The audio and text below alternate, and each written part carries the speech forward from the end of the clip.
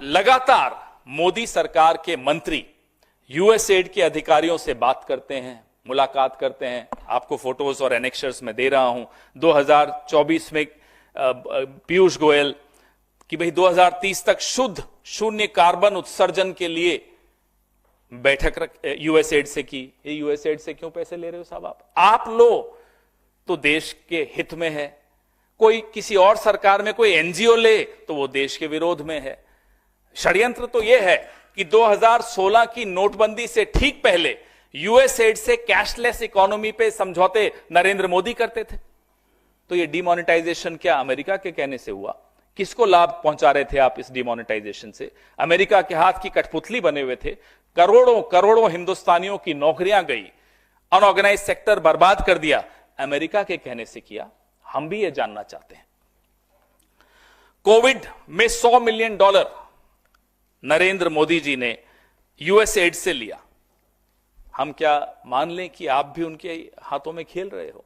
कहने को कोविड के लिए था, दरअसल कुछ और था। तो बोलने से पहले इन्हें 10 बार सोचना चाहिए। अपने संघ का इतिहास देखना चाहिए पिछले 70 सालों का कि संघ ने कहां कहां से पैसे लिए, विदेशों में क्या क्या ये करते हैं। अमेरिका में संघ किन बड़े धनाढ्य लोगों के ऊपर निर्भर रहता है। अब मेरे मुंह से नाम निकल जाता, फिर केस होते हैं। यूरोप में क्या होता है, लंदन में क्या होता है, कौन है संघ के लोग लंदन में और क्या क्या मीटिंग्स करते हैं, किसके खिलाफ मीटिंग्स करते हैं, किस तरह के षड्यंत्र रचते हैं, क्या किसी से छिपा हुआ है? हम भी 54 साल 7 महीने 40 दिन सरकार में रहे हैं। हमारे पास भी कुछ सूचनाएं होंगी। हम चुप हैं इसका मतलब नहीं कि हम वक्त पे नहीं बोलेंगे। हम चुप हैं इसका मतलब ये नहीं कि वक्त पे हम ऐसे कठोर कदम नहीं उठाएंगे कि संघ मुंह दिखाने लायक, शाखाएं तो छोड़ दीजिए, मुंह दिखाने लायक नहीं बचेगा। आज जो उछल रहे हैं हमें मालूम है उनको कैसे बैठाना है और कब बैठाना है। अब यूएसएड की और मैं आपको बताऊं, देवेंद्र फडणवीस जी, मतलब पूरी लिस्ट है, अभी इतनी लंबी लिस्ट पढ़ूंगा तो पूरा दिन निकल जाएगा। 10 नवंबर 2022 को देवेंद्र फडणवीस जी उनसे आपसी सहयोग की चर्चा करते हैं। क्यों?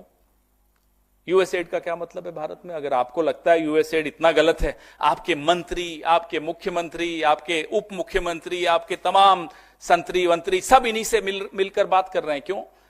बीच में फिर कुछ इन्होंने कहा था कि भाई सोरोस से पैसा लिया, इन्होंने लिया, उन्होंने लिया। फिर हमने कहा कि साहब जो जयशंकर जी हैं उनके पुत्र, उनका क्या हुआ? हम हैरान हैं।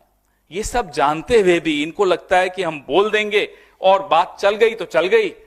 अब आप सरकार में बैठे हो, गैर जिम्मेदाराना तरीके से बात करना इनको बंद कर देना चाहिए।